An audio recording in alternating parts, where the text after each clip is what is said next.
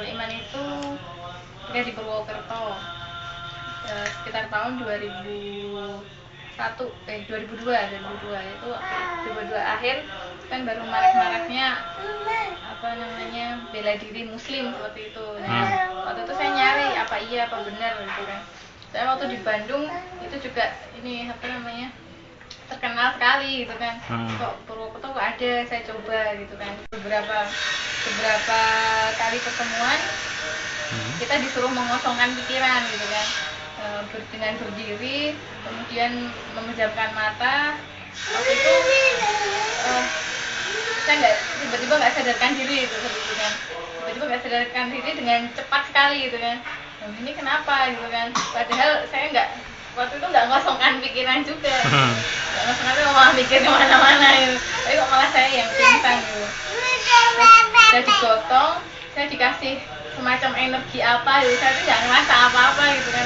Tingkah mereka tuh aneh gitu kan, ya kayak kiai, kayak dukun kayak gitu.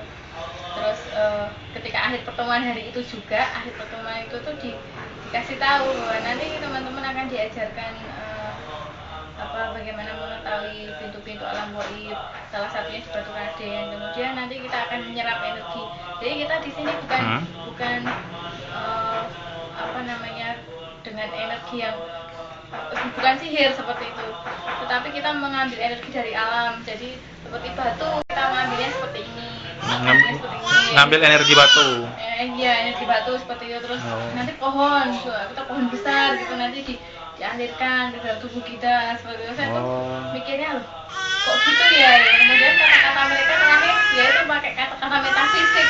Metafisik saya ya yang saya dapat dari dosen saya, ya mungkin dari kata metafisik sendiri saya udah paham ya itu hubungannya mesti ke dunia supranatural gitu ya. Tapi untuk penjelasan ilmiah yang saya lebih yakin lagi itu ketika dosen saya ini menjelaskan ya, metafisik itu salah satu ini cabang ilmu fisika, di mana ketika benda itu digerakkan lebih kecepatan cahaya, dia bisa memasuki area manapun, bisa lentur kayak gitu, dan yang bisa menggerakkan itu ya makhluk gaib gitu ya. Dan mikir saya gitu, ya udah berarti memang Hikmatul Iman itu medianya pakai itu gitu kan.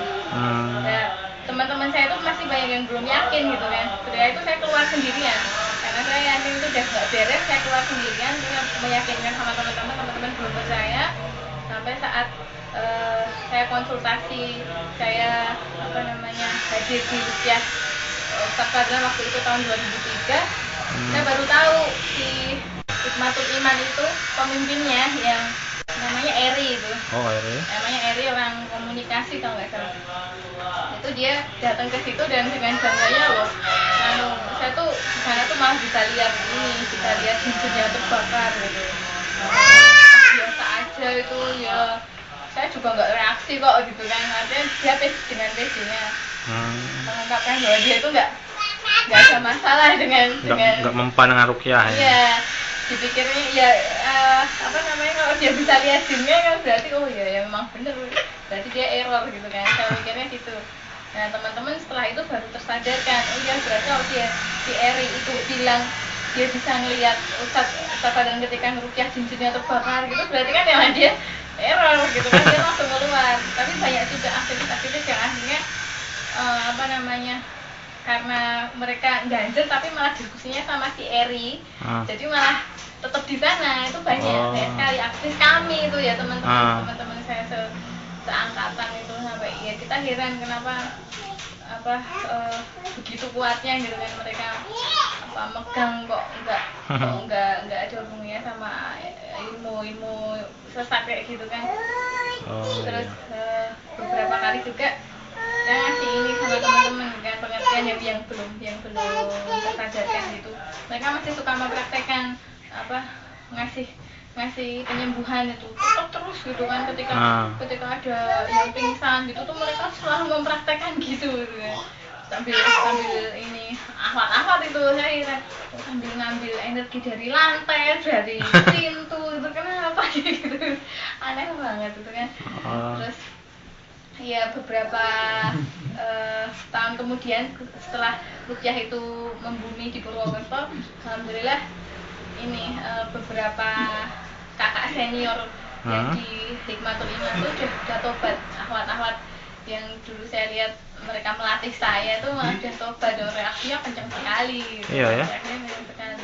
Bereaksi semua rata-rata. Iya, rata-rata gitu. Terus ya alhamdulillah ini sih teman-teman yang dominan di sana udah keluar.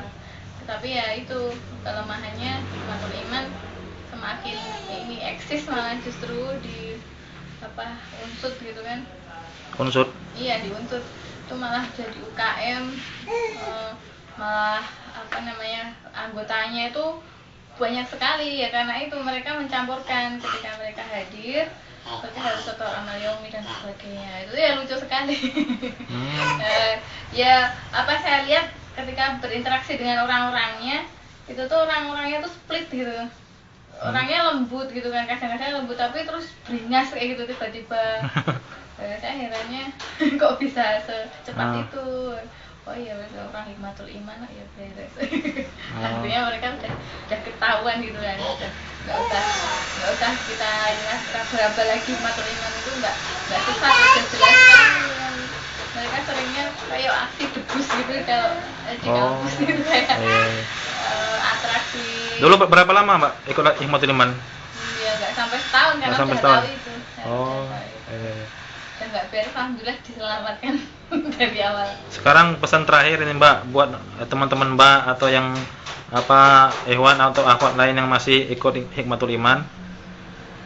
Ya kalau bisa teman-teman itu nggak sekedar ikut-ikutan gitu kan, mencari lebih banyak lagi referensi gitu kan, karena ya syirik tadi kan lembut sekali gitu kan, bahkan dicampur adukkan. Sekarang kan banyak sekali bermunculan ilmu yang semacam itu dicampur seolah-olah jadi muslim yang sangat solih gitu, tapi ternyata dia masih mempercayai hal-hal yang gaib dengan cara yang salah gitu kan.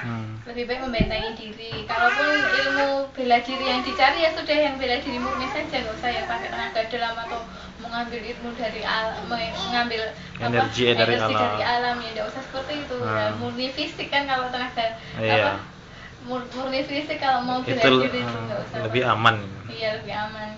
Ya mungkin seperti itu aja kalau buat aktivis. Ya, terima kasih.